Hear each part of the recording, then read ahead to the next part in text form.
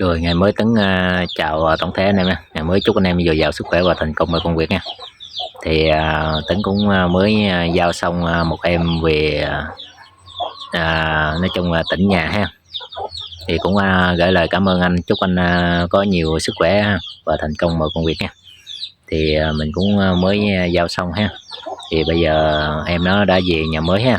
Thì nói chung là chúc anh về gần Tết rồi, cũng chúc anh năm mới nói chung làm ăn làm gì được đó ha, nói chung là vậy ha. Rồi bây giờ quay cho cả nhà mình xem ha. Cảm ơn anh đã ủng hộ em ha.